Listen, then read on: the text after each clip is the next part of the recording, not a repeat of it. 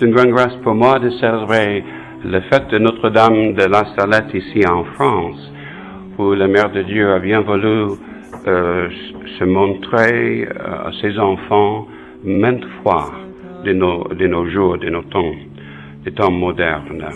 Tellement triste, bien sûr, pour le bon Dieu et la Mère de Dieu. Chez nous, on fait souvent un triduum de 3 jours en honneur de Notre-Dame de la Salette avec les mages. Et j'avais l'occasion beaucoup de fois, pendant les années de mon sacerdoce, de prêcher sur Notre-Dame de la Salette. Et un jour, si Dieu veut, j'aimerais bien m'en aller en pèlerinage, là, aux montagnes, de rendre mes dévotions au pied de Notre-Dame de la Salette. Je me demande, aujourd'hui, sur Notre-Dame de la Salette, est-ce qu'elle pleure toujours?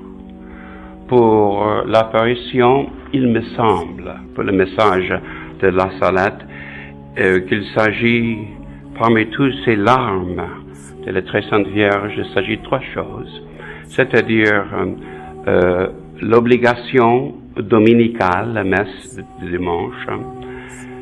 Oui, elle pleure toujours. Que voulez-vous?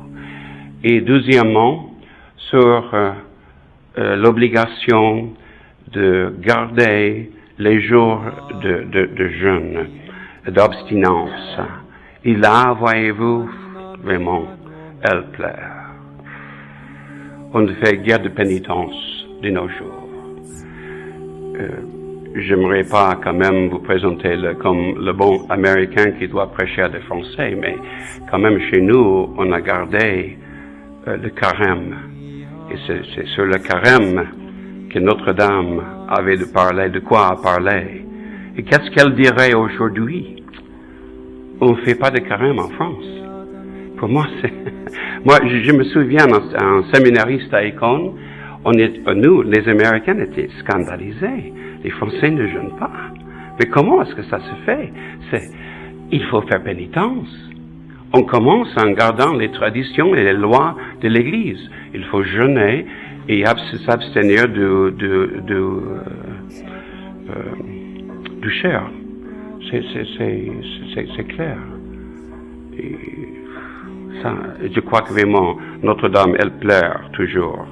Et pour le secret, là, faut voir. Mais pour la messe, j'aimerais vous dire aussi que, comme je suis édifié de voir une grande assistance à une messe en semaine, chez nous, cela ne risque pas d'arriver. Si, pour quelques fêtes, parfois de quelques fêtes de dévotion, il y a quand même une grande assistance à la messe. Je me souviens, j'étais surpris et très content d'avoir tellement des fidèles pour la fête de Saint-Joseph, cet samedi en mars passé. Mais en général, non. J'aurais de peine à récupérer tant de brebis pour une messe le lundi matin. Donc, vous êtes vraiment et encore bénis dans cette chapelle d'avoir cette grande assistance à messe en semaine. J'ai toujours noté ça. Et aussi, pour la question du dimanche, eh bien, chers fidèles, il faut sanctifier toute la journée du dimanche. Et l'abbé, avec tous ses soucis, il fait tous ses efforts pour vous aider à accomplir ce précepte, donc en gardant le coutume des vêpres. Les vêpres en France, c'est vraiment, c'est toujours vivant. Tandis que chez nous, là aussi, quelques fidèles parfois. Autrement, ce que les chanteurs, les prêtres, quelques servants, c'est tout. Mais ça, c'est triste, parce qu'il faut sanctifier toute la journée. Donc, si en France, il faut garder, c'est un gloire, c'est un devoir de sanctifier toute la journée et de retourner aux chapelles, à l'église, pour faire cette action de grâce, surtout en chantant le Magnificat des Vêpres. Vous savez que de nos jours, le Magnificat sert comme un exorcisme très puissant, mais vraiment très puissante. Mais il faut le réciter. Plutôt, on m'a dit, un prêtre, un bon prêtre exorciste, m'a dit qu'il faut chanter. Mais chanter avec tellement de dévotion et d'humilité, tout en imitant le Très Saint Vierge. Moi, j'étais très édifié hier soir au VEP, comme je suis toujours quand j'ai l'occasion de passer quelques jours bénis ici, à Rennes, dans cette chapelle, que vous gardez les VEP et vous chantez bien le Magnificat. Comme ça, on réussit vraiment à chasser les démons. Mais quand même, il faut aussi dire que pour l'obligation dominicale, vraiment, il faut dire qu'on se trompe souvent. On penche beaucoup sur les questions d'avoir sa messe. J'ai ma messe le dimanche. Quelle messe? Est-ce qu'elle est une bonne messe ou une mauvaise? Mauvaise, mais comment voulez-vous?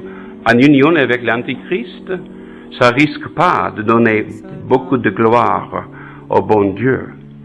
Eh bien, si on assiste à la messe, c'est pour rendre honneur, adoration au bon Dieu.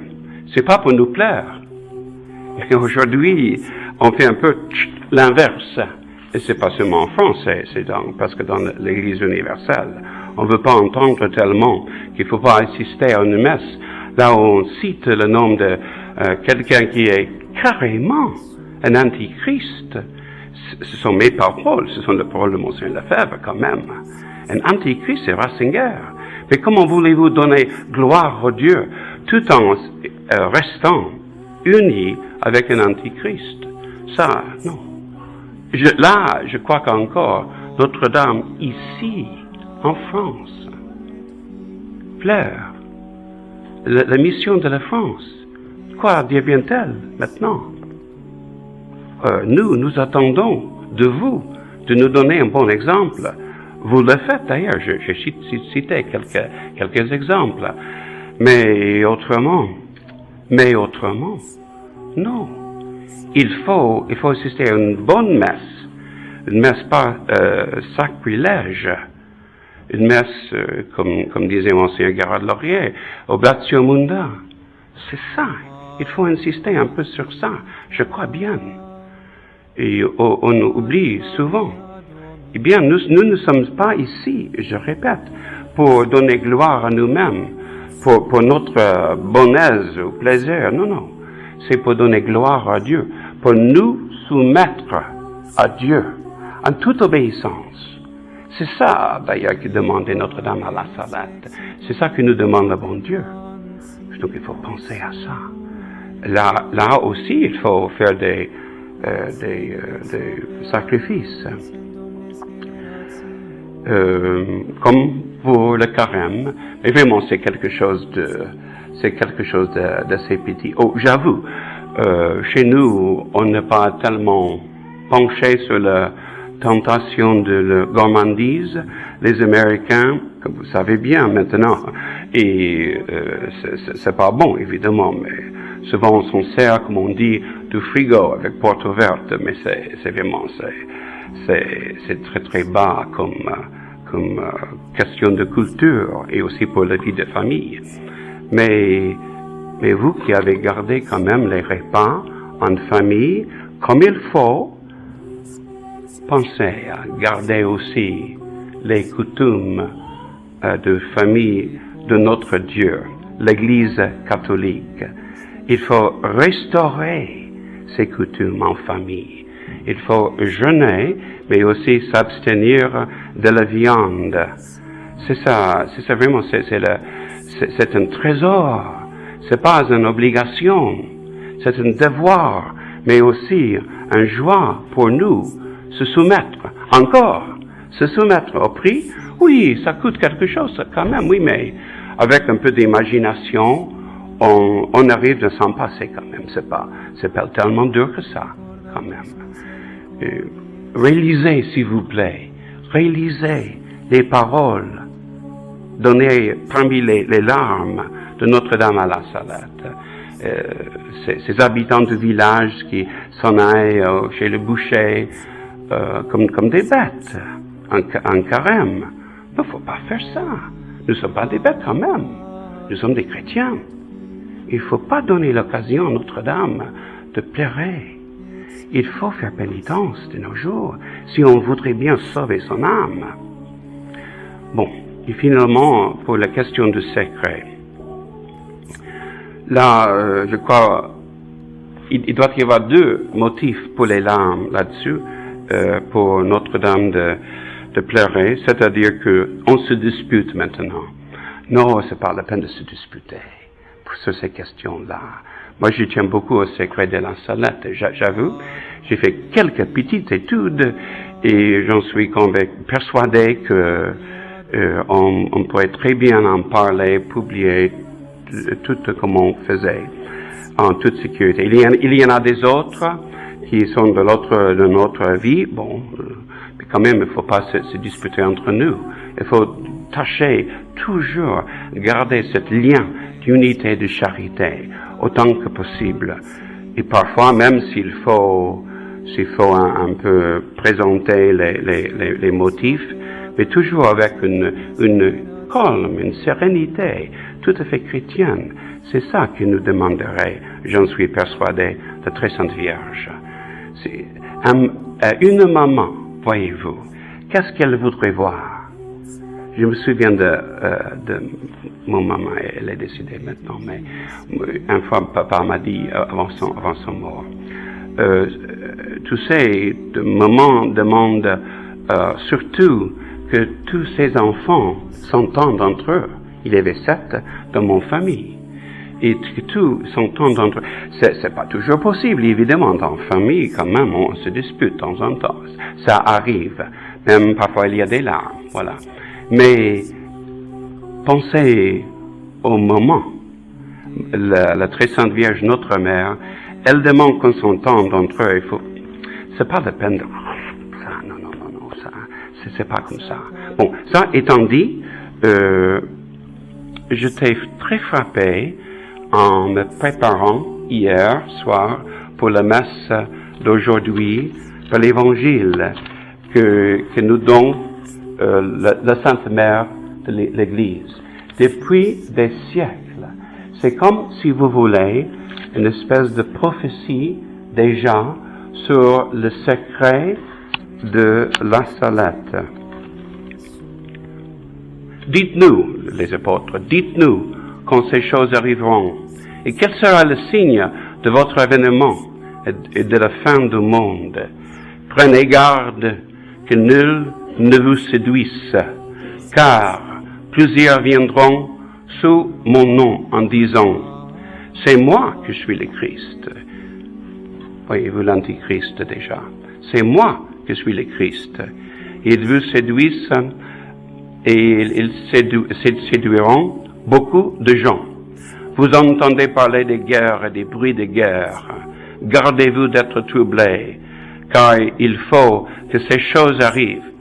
Il faut que ces choses arrivent. Mais ce ne sera pas encore la fin. Lisez l'évangile d'aujourd'hui, méditez-le bien. Cela doit vous aider pour approfondir le secret de la Salette. Mais pour moi, vraiment, comment s'en aller du secret? Parce que ça aide tellement pour comprendre de quoi il s'agit avec l'Église de nos jours. C'est éclipsé, c'est clair. Nous sommes dans les ténèbres. Que voulez-vous? C'est soit selon le secret, mais si vous voulez pas, bon, selon les faits. Effectivement, l'Église est éclipsée. Il n'y a plus de pape, plus de hiérarchie. Et nous marchons dans les ténèbres, donc c'est tout à fait normal que parfois on se tombe sur terre. Et des autres, ça leur arrive aussi, il ne faut pas se scandaliser. C'est normal. Que voulez-vous? C'est la punition de bon Dieu. Mais ça c'est clair. C'est la punition. Il s'agit d'un châtiment le plus grand que jamais connu le monde. On nous a enlevé le ratio munda, le vrai sacrifice pur de la messe. C'est quasiment disparu. Vraiment, on vit dans un temps de châtiment. Et pour ça, la Sainte Mère de Dieu, Notre-Dame de la Salette, elle pleure. C'est clair. Mais de notre part, faut pas donner une tellement bonne mère davantage d'occasion pour les larmes. Non, au moins on pourrait finalement arriver à bien sanctifier le dimanche.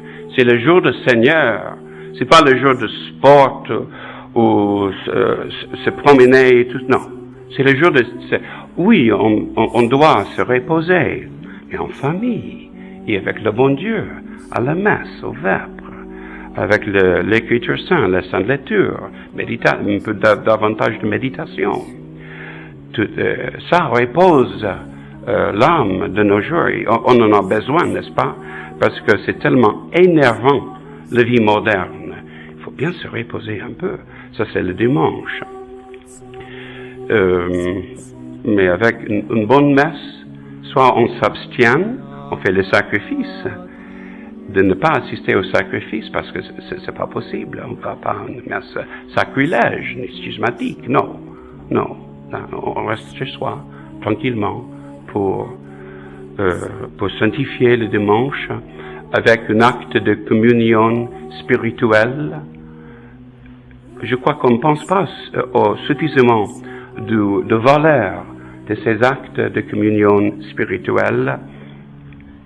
Par exemple, Sainte Marie-Madeleine de Pazzi, ce grande mystique carmélite italienne du VIe siècle, elle disait que si on fait bien son acte de communion spirituelle, on pourrait recevoir presque autant de grâce que par une communion sacramentale. Donc, il faut penser à ça. Pour le jeûne, et pour s'abstenir de viande, un sacrifice nous est demandé. Il faut rétablir dans nos familles, dans nos foyers, dans nos chapelles, cette coutume. Il ne faut pas laisser tomber sur terre. Il faut insister un peu là-dessus, je crois, mais vraiment. Il faut faire pénitence. On commence avec la pénitence de l'Église catholique. Et après ça, comme nous dit Notre-Dame de Fatima, la pénitence de nos devoirs d'État d'aujourd'hui.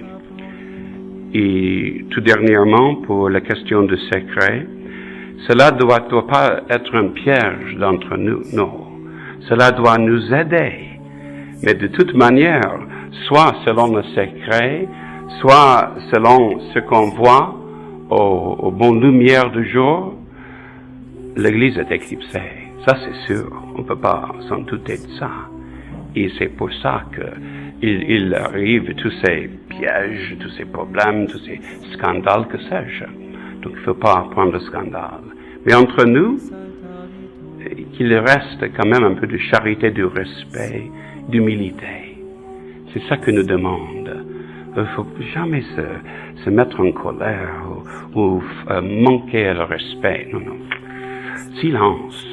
Un peu de silence, mais quand même. Et humilité. C'est ça qui... Sinon, tout en disputant pour, ainsi dire, la gloire de Notre-Dame de la Salette, vous voyez, mais maman, mais ma mère, pourquoi pleurez-vous? Mon enfant, c'est pas comme ça qu'il faut faire. Je crois que Notre-Dame nous aurait dit ça aujourd'hui. Donc, aimons bien Notre-Dame de la Salette. Elle est vraiment notre mère. Il y a une très grande dévotion. Mais faites chaque jour que vous nous donnez l'occasion pour encore des larmes à une tellement bonne mère. Que Dieu vous bénisse au nom du Père et du Fils et du Saint-Esprit. Ainsi soit-il.